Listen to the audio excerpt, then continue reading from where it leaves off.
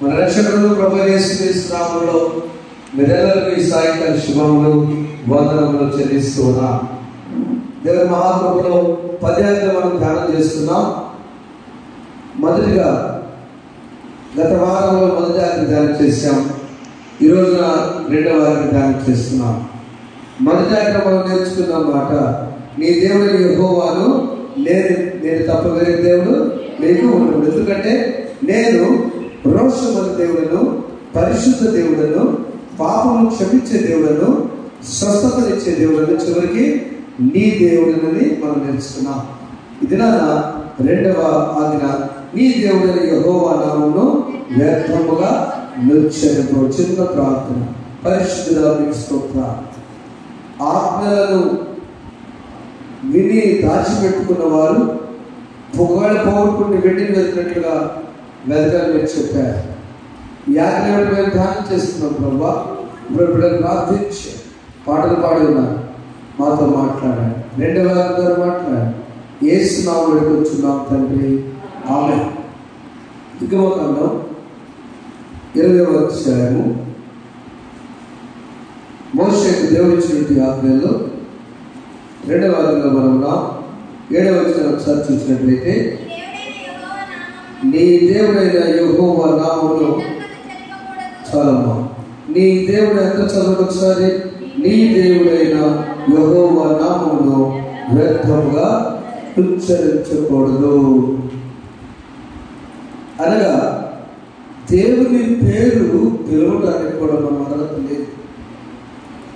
కొంతమంది యజమానులు పెద్దవారు ఆ రోజుల్లో వాళ్ళ ఆయన పేరు వాళ్ళ నోడుతో చనిపోయేదాకా చెప్పండి. మీ నాన్న అంటారు, మీ మామయ్య అంటారు, వాళ్ళ నాన్న అంటారు తప్ప వాళ్ళ నియోజకవర్గంగా వేయడని కూడా అందరు. కారణం, నా యజమానుని పేరు చెప్పే అంత యోగ్యురాలు నేను కాను. రెండవది, నా యజమానుని పేరు చెప్పడానికి నాకు భయము, గౌరవం. అది వారి చెప్పడం ఒకసారి వారి సాంప్రదాయం.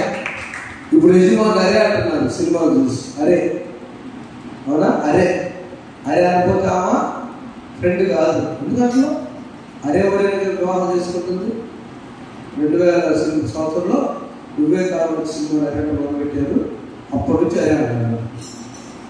ఆ పుణ్యం అంట, లేకపోతే ఫ్రెండ్ కాదంట. ఒక్కగాడు సర్కిల్ పెట్టుకుని వెళ్తారు. ఆ తర్వాత నువ్వు ఆ ఊరిలో నేను ఇది. నామం యొక్క విలువ ఒక మామూలుగానే మనము ఒక యజమానుడిగా తెచ్చినప్పుడు మోషే ద్వారా దేవుడు ఎందుకు ఎంత ఆ పవిత్రమైన నామం చెప్పాడు అంటే దానికి కారణము చూడండి. దేవుని నామం యొక్క దివ్యకాండం, లేదా అదే నిర్గమకాండంలో చూడాలి. నిర్గమకాండము 5వ అధ్యాయం 12వ వచనంలో ఒక రాజు గారు, ఫరో రాజు గారు దేవుని నామాన్ని ద్వేషించారు. చదువున్నాను.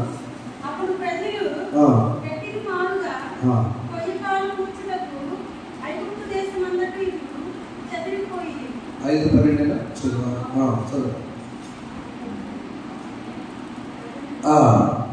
అయితే అక్కడ ఉన్నటువంటి ఆ ఫరో దేవుని నామాన్ని లెక్క చేయడు. దేవుని నామాన్ని దూషించాడు.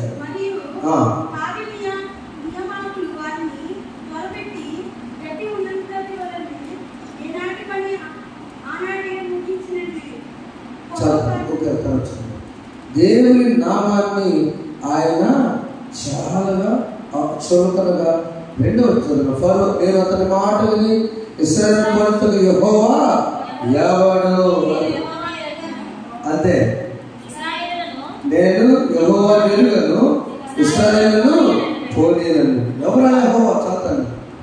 అయ్యా, మేము ఐగుప్తు బానిసలు చెడిపోతున్నాం, మరి యెహోవా దేవుడు మమ్మల్ని రక్షిస్తానని చెప్పాడు అంటే నేను వారిలో ఎవడో యెహోవా.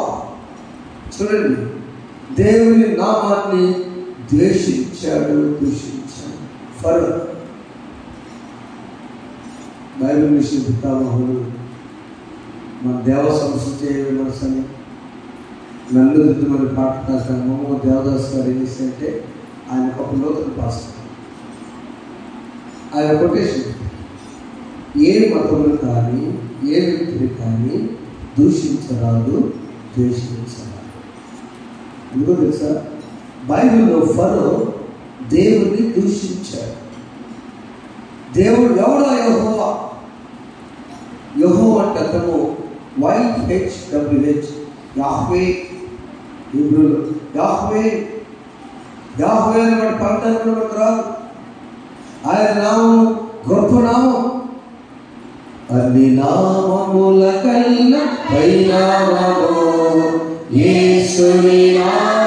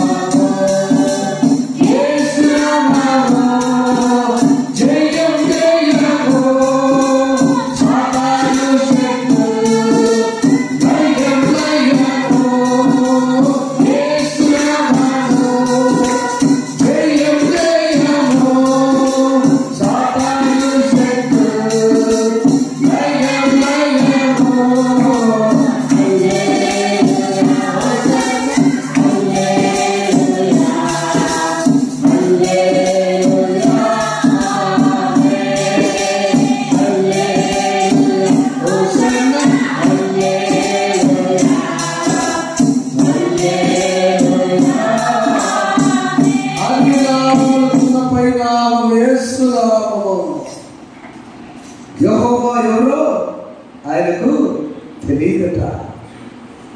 ఆ ఫలిక చూపించిన యెహోవా ఎవరో. ఎర్ర సముద్రం గుండా వెళుతుంటే దేవుని ప్రజలు మోషే ఏంటి సముద్రం ఉంది అనగానే ఆగు మోషే, ఆగు ప్రజలారా అంటే ఏంటి ఐగుప్తు నుంచి పంపిస్తున్నావు. ఇంత పెద్ద సమస్య, మరణమైన సమస్య, ఒకటి కాదు 6 లక్షల మంది చనిపోయే సమస్య. కాలి బలం అంటే నడక నడిచేవాళ్ళు 6 లక్షల మంది, చిన్నపిల్లలు, తొడ్లు కావిడల్లో ముసలి వాళ్ళు చాలా మంది.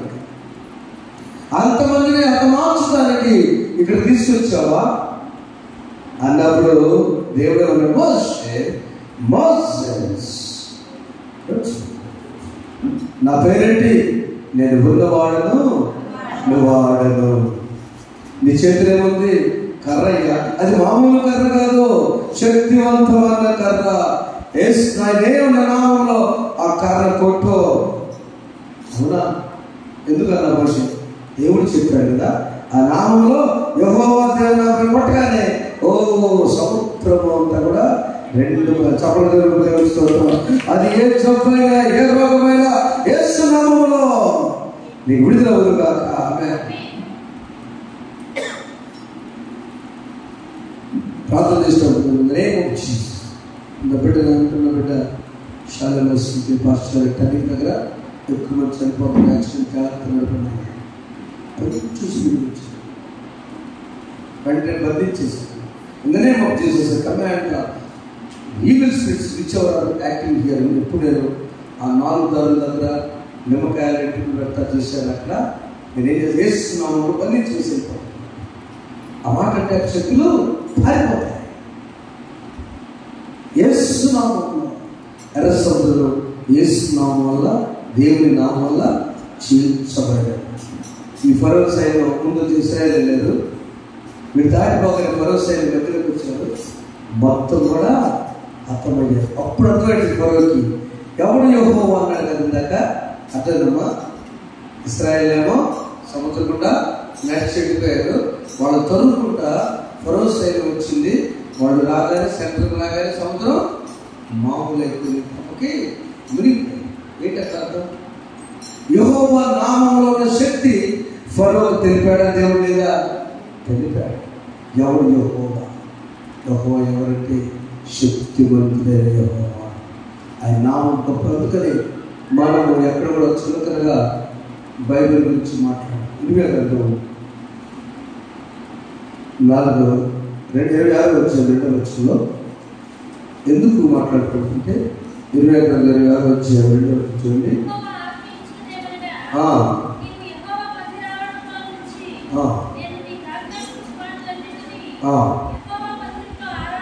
యెహోవా మందిరంలో నిలిచి నేను ఆరాధించు. యెహోవా మందిరంలో ఆరాధించుటకై ప్రకటింపము. వాటిలో అదే దేవుని నామము గురించిన ప్రతి మాట వినాలి. ఒక్కటి విడిచిపెట్టినా కూడా బాధే. టెస్ట్లు అన్నీ చేస్తాం హాస్పిటల్లో, అన్నీ బాగుండండి. కానీ కిడ్నీలో రాళ్ళు పెట్టి ఏం చేస్తాం? వదిలేసి వస్తామా? అన్నీ బాగున్నామా? గుండెలో కొంచెం దీంట్లో దగ్గర వదిలేసి వస్తామా? అన్నీ బాగుండండి. లివర్కి వచ్చే ఇబ్బందులు వచ్చేసి వస్తామా? విడిచిపెట్టమా? పెట్టించమా? లివర్ ఇన్ఫెక్షన్ ఎందుకు? ఒక్క మాట కూడా నువ్వు విడిచిపెట్టకూడదు. ఇప్పుడు చెప్పండి, దేవుని వాక్యం వినేటానికి అందరూ ఉండాలా లేదా? ఆయన నామం గురించి మనం ధ్యానం చేసేటప్పుడు మొదట ఆయన నామం శక్తిగల నామం, రెండవది ఆయన మనల్ని బలపరిచే నామం. మన బలపరిచే ఒక్క మాట మీద వీక్ అయిపోతాం. ఒకసారి దేవుని ప్రియమైన బిడ్డలారా, ఆయన సన్నిధిలో యోహాను సువార్త 4వ అధ్యాయము 24వ వచనంలో ఒక మాట మనం చూసినట్లయితే, యోహాను సువార్త 4వ అధ్యాయము, ఆయనను ఆరాధించేవారు ఆత్మతోను సత్యముతోను ఆరాధించాలి. ఆయన నామాన్ని ఆరాధించేవారు ఆత్మతోను సత్యముతోను ఆరాధించాలి. ఎందుకంటే ఒక సందర్భం గురించి రాసిపడుతున్నా. హేరోదు యేసు ప్రభువు జన్మించినప్పుడు అక్కడికి జ్ఞానులు వచ్చారు కదా. వచ్చి, అయ్యా, ఒక యూదా కుటుంబంలో రాజుగారు పుడతారని చెప్పగానే హేరోదుకి చాలా కోపం వచ్చింది. దిగబెట్టుకున్నారు. మా ఇంట్లో మా వంశంలో నా ఒక్కడే కొడుకు, అది కూడా చిన్నవాడు, చాలా జస్ట్ అప్పుడే పుట్టాడు. ఇంకెవరు? ఆయన కాదు, ఇంకెవరైంటారు? గమనించింది. ఎక్కడ పుట్టాడు మాకు తెలియదు, అడ్రస్ కోసం వచ్చామయ్యా. హేరోదు చాలా ఆ పేరు చెప్తేనే పాపం. ఒక రాజుగారు, ఆయన యూదుల రాజు, ఆయన పరిపాలిస్తారు. అందుకని అపొస్తలుల కార్యగ్రంథం 12వ అధ్యాయము 23వ వచనంలో ఒక మాట చదువుకున్నట్లయితే, అపొస్తలుల కార్యగ్రంథం 12వ అధ్యాయం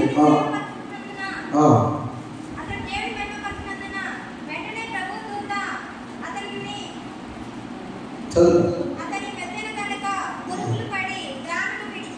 ఎవరన్నా హేరోదు అన్నాడు కపటముగా, నేను కూడా వచ్చి ఆ శిష్యుని చూస్తాను. దేవుని నామాన్ని కపటముగా ఉచ్చరించదు. అవునా? నిజంగా ఆమె ప్రేమతో వస్తాను కదా. చెప్పండి, యేసు ప్రభుని మీరు వెళ్ళి పూజించండి, నేను కూడా వచ్చి పూజిస్తాను కదా. నిజంగా కపటంగా? కపటం ఎందుకు? అడ్రస్ తెచ్చుకొని చంపేయడం. అందుకని నేను ఎట్లా చచ్చిపోయడం చూస్తాను. మా ప్రియమైన వాళ్ళ, దేవుని నామం, యేసు నామం శక్తి కలిగిన బలమైన నామం, అగ్ని వంటి నామం. ఆ నామాన్ని మనం ఎక్కడ పడితే అక్కడ మాట్లాడుకోవాలి. కొత్తగా చర్చి పెట్టారు 2012లో హిందువులకు వచ్చారు. పెట్టినప్పుడు చక్కగా జరిగింది. ఒక అతను వచ్చి ఉండేటప్పుడు, అన్న నువ్వు ఏ డినామినేషన్ అన్నాడు. మనంతా లోపల చేస్తున్నాడు. ఆరాధన ఉంటుంది, దేవుని స్తోత్రం హల్లెలూయా అంటారు, మోకరించి ప్రార్థన చేస్తారు. మోకాళ్ళ ప్రార్థన బ్రదర్స్ బక్సీ గారు నేర్పాడు. టయానికి ఫెలోషిప్ వాడు జోడాలు గారు నేర్పాడు. ఆర్సం తెచ్చి మన సిలువలో చూపించాడు భారతదేశానికి. మార్టిన్ లూథర్ గారు బైబిల్ గ్రంథాన్ని తీసుకొచ్చాడు. రక్షణ సైన్యం వాళ్ళు కుంటి కుష్టి వాళ్ళకి కదా ఈ పెట్టి ఉన్నారు. ఇవన్నీ చూసి మన దగ్గర అందరూ వస్తారు. అది చెప్పినప్పుడు నా మనసులో వచ్చుకొని అన్న ఏ డినామినేషన్ చెప్పారు, నా డినామినేషన్ యేసు చెప్పడం ఒకసారి నా డినామినేషన్ యేసు. నేను 1వ తరగతి అయ్యా తమ్ముడు, 2వ తరగతి 3వ తరగతి వాళ్ళు అప్పుడు 3 సంవత్సరాలు తెచ్చు. మాకు అంత పెద్ద జ్ఞానం నాకు అనవసరం. నా బిడ్డలు రక్షించబడటం నాకు కావాలి, వారు యేసునామం తెలుసుకోవడం కావాలి. ఎన్నో సాక్ష్యాల ముందు అక్కడ మన సోదరులు వచ్చి పెడతారు చెప్పేస్తాం. క్యాన్సర్ వచ్చిన 5 వంగిపోయేస్తే చుట్టాలను కలిగిన చెప్తే ఉమాగారిని వస్తే ఆమె ఏసయ్య అనిపిస్తే ఆమె ఆ తర్వాత 6 సంవత్సరాలు 7 సంవత్సరాలు 8 సంవత్సరాలు 10 సంవత్సరాలు 8 సంవత్సరాలు బట్టి ప్రభుత్వ కుటుంబాన్ని రక్షించుకొని ప్రభుత్వ దేవస్థానం హల్లెలూయా. యేసు నామాన్ని నీకేది అక్కర్లేదు వ్యర్థముగా ఉచ్చరించు. చూడగా ఎవరి బతుగా పరిణవచ్చు వెళ్తువచ్చు. యేసయ్య నామం చాలా గొప్ప. ఎవరి బతుకు పరిణవచ్చు.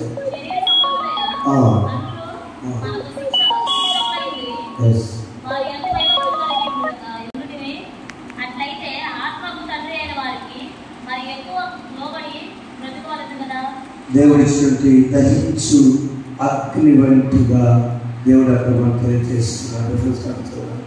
దేవుడిచ్చిన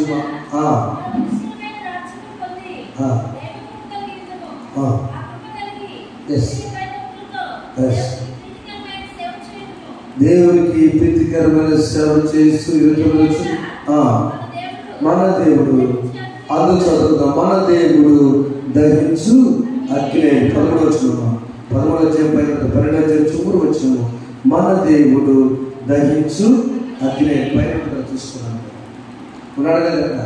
ఏలైనగా మన దేవుడు దహించు 12వ అధ్యాయం చివరి వచ్చిన ప్రీతికరమైన సేవ చేయడం. ఏలైనగా మన దేవుడు దహించుకునే ఉన్నాడు. మన దేవుడు ఎవరు? అగ్ని గురించి చెప్పొచ్చా? ఎక్కడ అగ్ని గురించి మాట్లాడవచ్చా? రోడ్డు మీద మాట్లాడవచ్చా? మాట్లాడకూడదు. నేను చాలా చెప్తా. ఎప్పుడు కూడా దేవుని గురించి దేవుని నామాల గురించి డిస్కషన్ పెట్టుకోవడం, ప్రార్థన మాత్రమే చేయాలి. అప్పుడే దేవుడు అందరూ దయచేసి ఒకసారి 48వ అధ్యాయం ఇశ్రాయేలు మొదటి వచ్చిన అందరూ దిగ్గమైన ఏ దేవుడు అంటే మోషేను నాయకుడిగా చేసి విడిపించిన నామం ఫరోకు అర్థం కాలేదు. యెహోవా నామము. ఫరో నష్టపోయాడు, నమ్మిన వాడు ధన్యుడయ్యాడు. ఏ రోజు అర్థం కాలేదు నామము, ఏ రోజు ధన్యుడు కాలేకపోయాడు. నమ్మిన వాడు దొంగ శిలువలయ్యా ఈ రాజ్యంలో నన్ను ఒక్కసారి జ్ఞాపకం చేసుకోమంటే ఆయన చేస్తున్నాడు. యేసు నామములో శక్తి. అందరూ విషగ్రంథం చూడొచ్చు సార్. 48వ అధ్యాయం మొదటి వచనంలో కుమారుడు యాకోబు వంశస్థులై చాలా గొప్ప యూదా జనముల నుండి బయలుదేరి వచ్చిన వారై యెహోవా నామముతోని ప్రమాణము చేయించు ఇశ్రాయేలు దేవుని నామమును స్మరించు నీతి సత్యముల ద్వారా ఈ మాట ఆలకించుడి. ఎవరు మనం? యెహోవా నామం ప్రవర్తన చేసే ఇశ్రాయేలు నామం. అందుకని మనం ఇప్పుడు కూడా అబ్రహాము దేవుడా, ఇస్సాకు దేవుడా, యాకోబు దేవుడా రేపు ప్రార్థన చేసుకోవాలి. మరియమ్మ దేవుడా అంతే. అంటే దేవుని నామాన్ని మన ఇంట్లో తీసుకొచ్చుకున్నాం. యేసు నామంలో నేను ఉన్నాను, యేసు దైవం నేను ఇలా ఉన్నాను, యేసు కృపలో నేను ఇలా ఉన్నాను. ఆయన కృప లేనిదే ఏమీ లేదు. చాలా బాగుపడ్డాను. ఈరోజు కోళ్ళ ఫార్మలో కోళ్ళు చచ్చుకుంటే అక్కడ లాగేస్తుంది. మరి ఈరోజు మా అన్నయ్య అక్కడ పనిచేస్తారు. మా రోజు మార్చి ఎవరి సవాలు ఎత్తుకుంటున్నాం. చేపల నుంచి చాలా బాగా ప్రభా వయసుతో సంబంధం లేకుండా ఏమిటి అకాల మరణం, ఇంత టెక్నాలజీ వచ్చి, ఇంత సూపర్ స్పెషాలిటీ హాస్పిటల్స్ వచ్చాయి, ఇంతటి అట్లా పట్టుకుంటే స్కానర్స్ వచ్చాయి. ఏది లేదమ్మా అందరు లేచి పడదాం. ఆయన కృప తప్ప వేరొకటి లేదే. అందరు లేచి పడదామా? నీ కృప లేని క్షణము, నీ దయ లేని క్షణము నేను వించనే. యేసయ్యా యేసయ్యా నీ కృప నాకు చాలయ్యా. నీ కృప లేని నేనుండలేనయ్యా. యేసయ్యా నీ కృప నాకు చాలయ్యా. నీ కృప లేనిదే నే బ్రతుకలే. అందరం కూడా ఒక్కసారి నువ్వు యొక్క కృపను బట్టి ప్రార్థన చేస్తాం. ఆయన కృప దేవుడు బయట లేచుకుని ఉంటాడు. ఆయన నామం గొప్ప నామం. ఆ నామం వెండి వెతున్నట్టు వెతకాల్సింది. జ్ఞానం ఉంటేనే అవన్నీ వెతుకుతాం. పైన నామాన్ని ప్రార్థన చేసుకున్నాం. ప్రార్థన చేసుకున్నాం. ఒక్కసారి అందరూ ప్రార్థన చేస్తాం.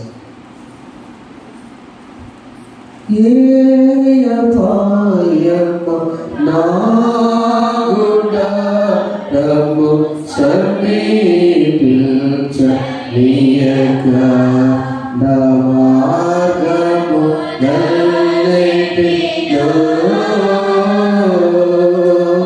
నీవే ఆశ్రయమైనందు నా కృపామయుడా. చీకటి చిన్న ప్రార్థన మీడియాలో చేద్దాం. పరిశుద్ధమైన వాక్యం మీరు కట్టి ఫలిపించి రెండవ వాక్యం ధ్యానం చేస్తారు. కొంచెం ఏ స్నానాలకు వచ్చిన ఆమె దేవుడు ప్రార్థన చేద్దాం. మన ముందున్న అంశాలు, ప్రభు ఇచ్చిన అంశాలు, వాటన్నిటి కోసం ప్రార్థన చేద్దాం.